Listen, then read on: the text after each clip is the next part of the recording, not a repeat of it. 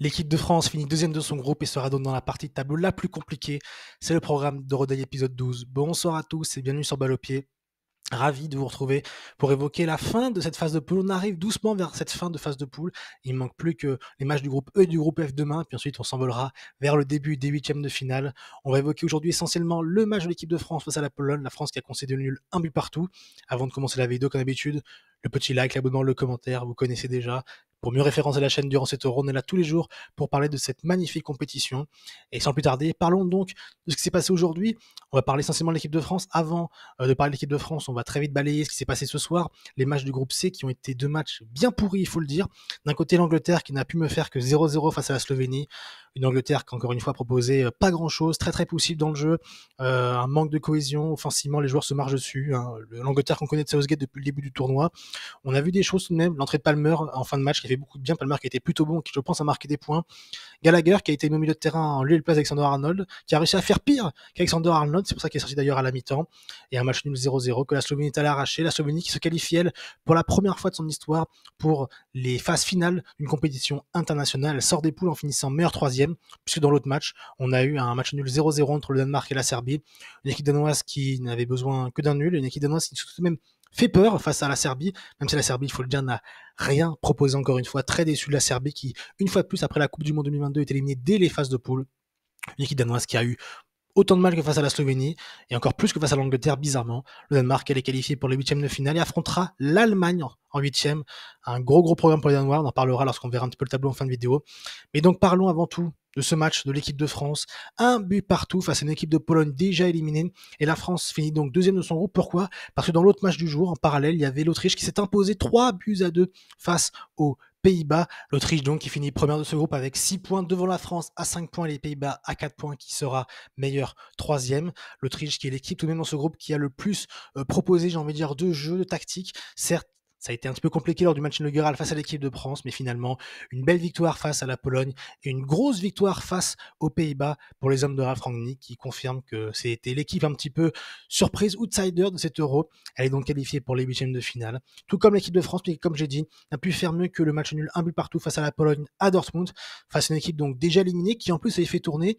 Deschamps avait également fait des choix, on va le voir aux compositions d'équipe, avec la titularisation de Bradley Barcola en lieu et place de Marcus Thuram et Kylian Mbappé qui est également de retour. Celui qui en a fait les frais, c'est Antoine Griezmann qui est sur le banc.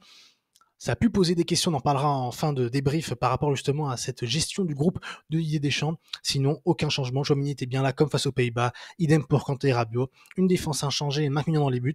Côté polonais, on a beaucoup de remaniements. Il me semble qu'il y a 5 ou 6 changements par rapport au match face aux Pays-Bas, notamment dans les goals où Skorupski était titulaire en lieu et place de Szczesny. Lewandowski, lui, était bien titulaire en poste de numéro 9, lui qui était rentré en jeu face à l'Autriche et qui voulait quand même participer titulaire à un match dans cet Euro. Ce sera le cas aujourd'hui.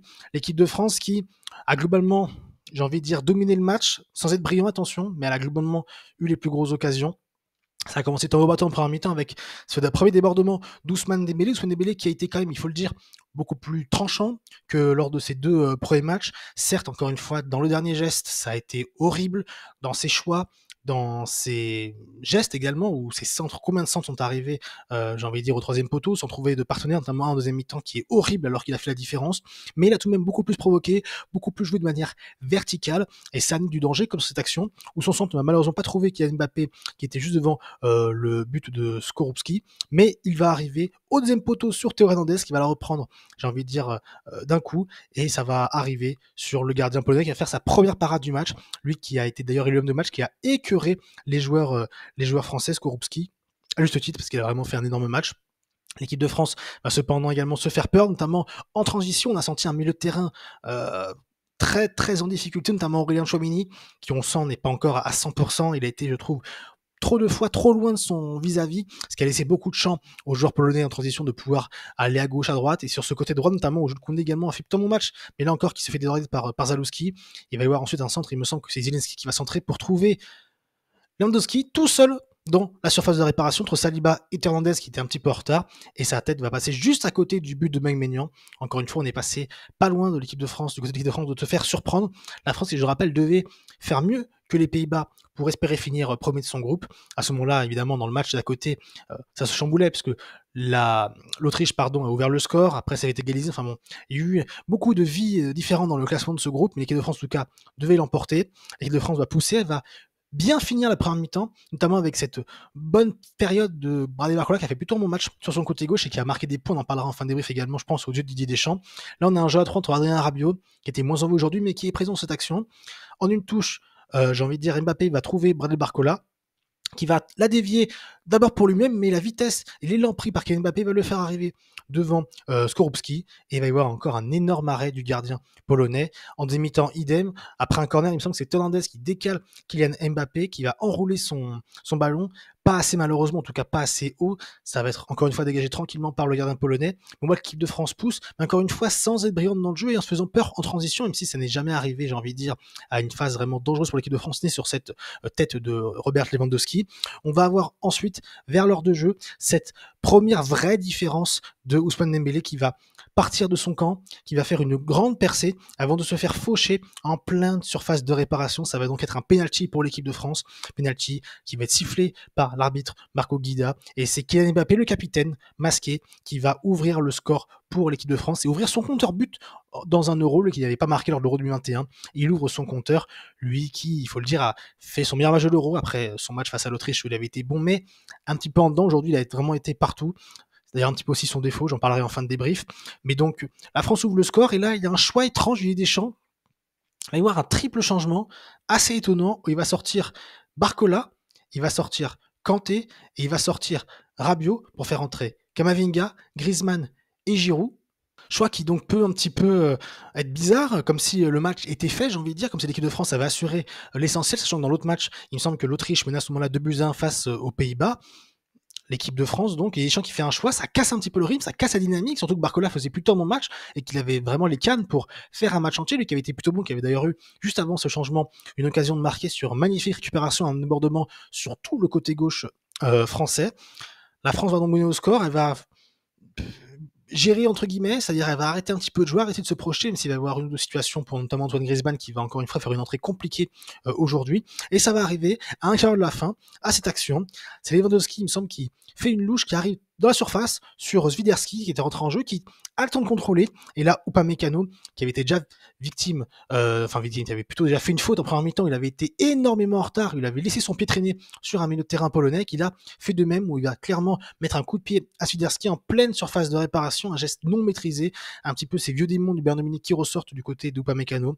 Penalty donc pour la Pologne qui va être tiré par Robert Lewandowski, qui va être arrêté par Mike Maignan, qui on le sait spécialiste des penalties. L'équipe de France va donc garder son avantage, oui, mais puisque comme vous voyez Lewandowski se plaint effectivement lorsqu'il tape son ballon, alors là on ne voit pas sur l'image, mais Mike Maignan est en dehors de sa ligne, il n'a plus le pied sur la ligne de but, et donc ce penalty va être à retirer, même si là certains vont un petit peu dire qu'effectivement c'est une règle qui désavantage clairement les gardiens, parce qu'effectivement la course de Lewandowski est hyper hachée, même s'il joue avec les règles, puisque la règle dit qu'il ne doit pas arrêter sa course, lui ne l'arrête pas, il lâche juste énormément, et forcément un gardien qui doit rester sur sa ligne, eh bien, a le désavantage, et toutes ces feintes font que Mike Maignan est sorti trop de ses cages. Le penalty va être retiré par Robert Lewandowski qui va tirer au même endroit et qui va, grâce au poteau, eh bien, tromper Mike Maignan. Ça va faire un but partout. L'équipe de France va ensuite vouloir pousser. Il va y avoir des changements tout de même étranges, notamment cette rentrée de Fofana à la 81e minute.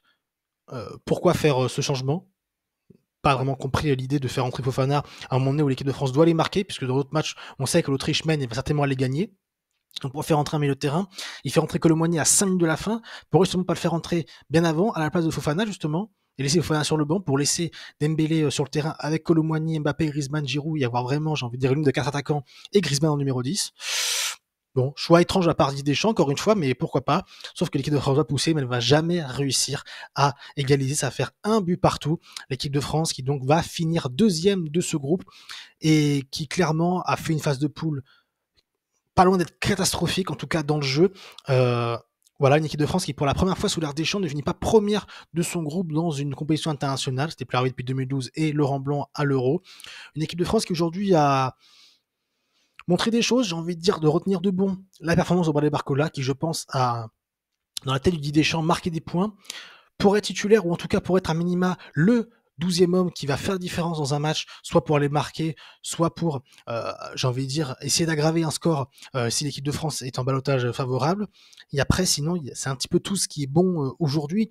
On a vu un Adrien Rabiot un petit peu en retrait par rapport au match face aux Pays-Bas, un Upamecano qui lui n'a pas été rassurant du tout avec des errements défensifs encore une fois qui posent question alors que William Saliba lui a encore été une fois plutôt serein balle au pied qui a montré qu'il est vraiment maintenant un taulier de cette défense et qu'il a vraiment pris la place de Konaté qui aurait pu postuler à une place titulaire pour ce troisième match et également Tchouaméni qu'on sent n'est pas encore à 100%.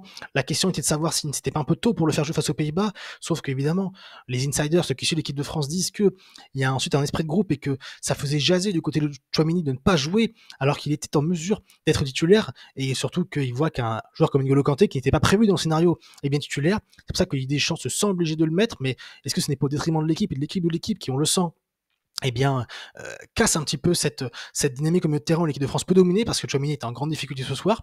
Et du coup, ce positionnement, j'ai envie de dire, de Tchouaméni, donc l'absence également de Griezmann ce soir, fait que N'Golo Kanté a dû être un petit peu le créateur et jouer à ce poste de numéro 8. Mais on avait encore une limite de Kanté dans ce poste. Kanté qui est très bon pour les box-to-box, mais on sent que dans le dernier geste, il n'a pas l'instinct offensif de faire la bonne passe, de faire la bonne frappe au bon moment. Et à un moment donné, en première mi-temps, on a pas vu sur le résumé, mais un décalage qu'il fait à Ousmane Dembélé où il doit mieux la mettre, même si Ousmane Dembélé doit également mieux faire face au gardien polonais.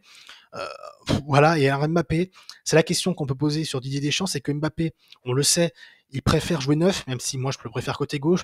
Le problème c'est qu'aujourd'hui il a joué neuf, Barcola joue à gauche, on avait avec un Mbappé énormément dézonné et venir côté gauche pour justement essayer de combiner avec Barcola, sauf qu'une fois que cette combinaison est faite, et bien ensuite Barcola ou alors Dembélé, si c'est avec Dembélé de l'autre côté, centre, mais il n'y a personne dans la phase de réparation parce que d'une, Mbappé a dézonné et qu'on n'a pas cet Antoine Griezmann qui, lui, avec ce rôle de numéro 8-10, eh bien, peut venir dans la surface aider. On n'a pas un joueur comme N'Golo Kanté qui n'a pas cet instinct de venir dans la surface de réparation pour potentiellement essayer de marquer.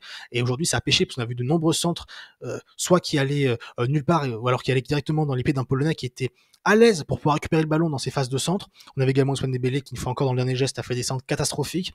Une équipe de France donc, qui ne rassure pas, qui n'a pas de maîtrise collective, qui offensivement n'arrive pas à convertir sa domination, on l'a vu encore aujourd'hui. Alors certes, il y a un grand gardien en face, mais l'équipe de France doit clairement faire mieux, notamment Kylian Mbappé qui certes a marqué son penalty, mais qui dans ses face-à-face a encore une fois pêché. La question se pose pour Dembélé, est-ce que vraiment il faut garder Dembélé titulaire est-ce qu'il ne faut pas mettre un vrai numéro 9 comme Olivier Giroud parce que moi personnellement, Barcola, je pense qu'il peut très bien jouer à droite à la place de Dembélé, avoir Giroud en point de fixation, Mbappé à gauche, et moi je pense que c'est mieux parce que je préfère avoir Mbappé à gauche qui dézone dans l'axe pour combiner avec Giroud et qui laisse à ce moment-là le champ libre à Théo Hernandez dans le couloir, plutôt qu'avoir Mbappé en numéro 9 qui vient dézonner du côté de Barcola, ce qui bride forcément les montées de Théo Hernandez et qui du coup laisse du vide dans cette phase de réparation, même si avec Antoine Griezmann, certainement qu'Antoine Griezmann aurait pu être dans cette phase de réparation, mais il faut qu'il y ait un vrai numéro 9 et un mec comme Olivier Giroud a cette capacité d'être présent dans la surface et de peser sur des défenses, même si son entrée n'a pas encore été vraiment bonne. Idem pour Antoine Griezmann qui, dans son entrée, a été un petit peu nonchalant. On sent Antoine Griezmann, comme je l'ai dit dans ma vidéo sur le match face aux Pays-Bas, en dessous de Antoine Griezmann, équipe de France, grand tournoi, et forcément un Griezmann qui manque pour l'équipe de France, ça créer une fébrilité du côté de l'équipe de France, moins de maîtrise, moins de sérénité, et on l'a vu. La question maintenant, c'est comment va réagir Didier Deschamps. J'ai vraiment pas aimé sa conférence de presse d'après-match où il n'est pas mécontent de ce match parce qu'il dit que l'essentiel des faits, c'est la qualification, sauf qu'on va le voir après, l'équipe de France avec ses deuxième places, noircit grandement son tableau de phase finale, on va le voir juste après, mais donc Didier Deschamps fait encore preuve un petit peu de mauvaise foi, puisque évidemment, lui, ce qu'il vit, c'est la première place, c'est ce qu'il fait depuis 5 tournois. Là, il finit deuxième, il dit que l'objectif, c'est de se qualifier pour les huitièmes. C'est comme lors du match face à Argentine, où l'équipe de France passe à côté pendant 80 minutes, égalise, j'ai envie de dire, sur un coup du sort, et Deschamps va quand même dire que c'est à cause des pénaltys, qui est une loterie que l'équipe de France perd. Didier Deschamps est à la fois, j'ai envie de dire, dans la confusion sur ses propos, où il dit tout et son contraire sur les situations où il ne veut jamais avoir tort, ce n'est jamais de sa faute, et ça va certainement, je pense, lui causer des torts, parce que l'équipe de France, si elle continue de jouer comme ça, va droit dans le mur dans cette compétition. Elle est pas loin d'être la pire équipe de ce tournoi, en tout cas, quand on prend en compte les grandes nations avec l'Angleterre, elle est pas loin d'être la pire. Alors certes, il y a 5 points, mais il y a que 2 buts, 0 but dans le jeu, c'est un CSC de Wimmer et un penalty d'Mbappé, incapable, j'ai envie de dire, de convertir sa domination. Également, on sent que l'équipe de France, certains joueurs sont cramés, qu'à l'heure de jeu, il n'y a plus rien dans le moteur. Je pense notamment à Adrien Rabiot ou à Ryan Tchouaméni, comme j'ai dit auparavant. Et ça fait très peur. L'équipe de France va jouer lundi, elle va avoir une semaine de récupération. Mais après, si elle se qualifie, ça va être des matchs tous les 4 jours. Ça va être une donnée importante également. La question se pose sur le niveau de l'équipe de France réelle et des 25 joueurs. Parce qu'on a vu encore aujourd'hui des joueurs titulaires qui ont été en dessous, des remplaçants, des entrants qui ont été en dessous. Ça pose question également sur le reste du groupe parce que, par exemple, je ne veux pas dire, mais Koundé, qui a, je trouve, été bon et qui est un des éléments forts de l'équipe de France sur cette phase de groupe, où il l'assure maintenant défensivement, et participe un petit peu au jeu offensif, même si ce n'est pas encore un vrai, j'ai envie de dire, latéral offensif. Eh bien, on a derrière Koundé pas vraiment de solution, c'est-à-dire on n'a jamais testé Pavard au close parce qu'on n'a pas eu la possibilité de avoir un troisième match, j'ai envie de dire cool, parce qu'on n'a pas réussi à faire le boulot face aux Pays-Bas. Idem côté gauche, Ferland Mendy s'est chauffé toute la deuxième mi-temps sans pouvoir rentrer. Ibrahima Konaté n'a pas repris confiance et lui qui était titulaire dans la Coupe du Monde, on l'a pas fait jouer encore une dans la compétition. Griezmann est mis sur le banc pour un match primordial, c'est la première fois en tournoi majeur pour Didier Deschamps depuis 2016, match face à l'Albanie où Griezmann n'avait pas été titulaire. Donc ça pose de grandes questions sur la gestion des champs de groupe et sur la vie du groupe et sur la suite de cette compétition. En tout cas, ça va être très compliqué pour Didier Deschamps. Comme j'ai dit, la satisfaction, c'est Bradley Barcola qui, pour son premier match international dans une compétition internationale, n'a pas eu peur. Il a provoqué des fautes, il a réussi à provoquer, à transpercer la défense polonaise avec ce qu'il sait faire, cette manière un petit peu de partir, freiner pour mieux repartir ensuite. Il a réussi à très bien combiner également avec Kylian Mbappé ou avec Adrien Rabiot côté gauche. C'est positif, à voir si ça se convertira par une période titulaire en huitième de finale ou en tout cas par un plus grand rôle en sortie de banc.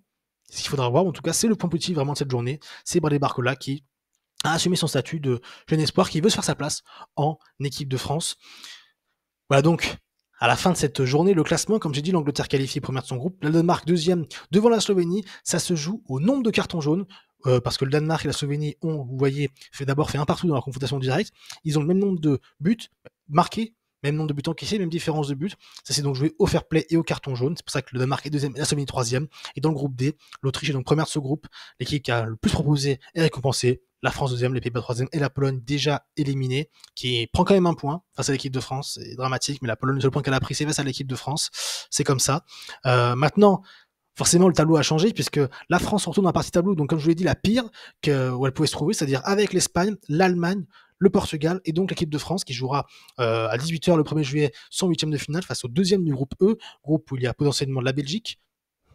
Donc vous dire que voilà, c'est un tableau quand même qui est bien différent du tableau qu'aurait pu être celui d'en bas où l'équipe de France aurait pu affronter en huitième de finale le deuxième du groupe de Portugal, c'est-à-dire la Turquie ou la Tchéquie ou la Géorgie. C'est quand même bien différent. Et l'équipe de France qui pourrait arriver en quart de finale face au Portugal et en demi face à l'Allemagne ou l'Espagne, alors que dans le tableau elle pouvait comme plus gros adversaire avoir l'Angleterre en demi-finale. Voilà, l'équipe de France va devoir assumer cette faute, j'ai envie de dire, pas professionnelle, il faut pas abuser, mais cette erreur de parcours, qui en est une, il faut le dire, parce que l'équipe de France, comme je dis, pour la première fois depuis 2012, ne finit pas premier de son groupe dans une compétition internationale. Et en bas, on a donc l'Autriche qui se retrouve dans un parti, on va dire, entre guillemets, facile, et l'Angleterre, qui maintenant a un boulevard, littéralement, pour aller jusqu'en finale de l'Euro, puisque ça semble être la plus grosse équipe du tableau, en tout cas, dans ce tableau-là, parce qu'il y a certes l'Italie, mais l'Italie n'est plus l'Italie que l'on connaissait auparavant. La Suisse est une bonne équipe, et face à une équipe d'Angleterre, même si elle est très poussive, le talent anglais, normalement, doit faire la différence, même si l'Angleterre, encore une fois, est très poussif, et ça se trouve, n'ira pas du tout en demi-finale, voire même en finale, mais voilà, l'Angleterre, quand même, se trouve dans une partie de tableau plutôt tranquille, en tout cas, sur le papier. Et l'Autriche, elle, aurait comme adversaire le deuxième du groupe F, et donc, l'adversaire, comme j'ai dit, qui aurait dû avoir l'équipe de France, c'est-à-dire soit la Turquie, la Tchéquie, et l'Autriche, qui donc peut arriver en quart de finale, ce qui serait une grosse performance pour une équipe qu'on attendait, peut-être pas à ce niveau-là, en tout cas premier du groupe, moi j'avais troisième, et finalement meilleur troisième, mais en tout cas, l'Autriche, fait forte impression, et est à juste titre récompensé par ce classement de premier du groupe D. Voilà ce qu'on pouvait dire pour la journée d'aujourd'hui. Voyons le programme de demain avec, comme j'ai dit, les derniers matchs de cette phase de poule. D'un côté, à 18h, le groupe E, avec le Slovaquie-Roumanie et l'Ukraine-Belgique. Les 4 équipes sont à 3 points. Autant vous dire que ça sent la poudre. Chaque équipe devra, à minima, faire un match nul. Mais en même temps, chaque équipe doit gagner également, parce qu'on pense notamment il me semble que c'est la Slovaquie et l'Ukraine qui sont actuellement 3e et 4e. Donc ces équipes doivent gagner si elles veulent espérer arriver déjà à se qualifier, ou alors à minima finir parmi les meilleurs 3e. Donc voilà, ça s'annonce excitant. Et à 21h, Géorgie-Portugal et Tchéquie-Turquie. Tchéquie-Turquie qui s'annonce être le choc pour la deuxième place. La Tchéquie qui a 1 point et la Turquie qui en a 3. Une finale qui, on espère, sera un petit peu plus excitante que le Serbie-Danemark d'aujourd'hui, puisque la Tchéquie doit gagner un petit peu comme la Serbie doit gagner face à la Turquie pour se qualifier. La Serbie qui aujourd'hui n'a rien proposé. Donc on espère que cette fin de poule sera en apothéose. En tout cas, c'est ce que l'on souhaite pour le plaisir un petit peu de suivre cet Euro qui, pour l'instant, est tout de même un bel Euro, il faut le dire. Voilà donc ce qu'on pouvait dire de cet Euroday épisode 12. J'espère que cet épisode vous a plu. Très tourné sur l'équipe de France, mais c'est normal parce que l'équipe de France aujourd'hui a vraiment fait un mauvais pas dans son parcours qui doit l'amener jusqu'à gagner l'Euro, parce que c'est l'objectif affiché par la Fédération française et par simplement nous, supporters, face à une équipe de France qui a tout pour l'emporter, en tout cas qui a les armes pour l'emporter, mais qui n'arrive pas à les concrétiser sur le terrain. Donc dites-moi en commentaire, vous, ce que vous pensez de cette équipe de France. Est-ce que pour vous, cette équipe de France a trop de lacunes pour arriver justement à l'emporter dans cet Euro? Est-ce que pour vous, cette partie de tableau promet une sortie prématurée pour l'équipe de France? Dites-le moi en commentaire. Sur ce, moi, je vais vous laisser. Vous souhaitez une bonne nuit, une bonne soirée, une bonne journée, selon vous me regardez. Et malgré une perte d'équipe de France, n'oubliez jamais, vive le foot!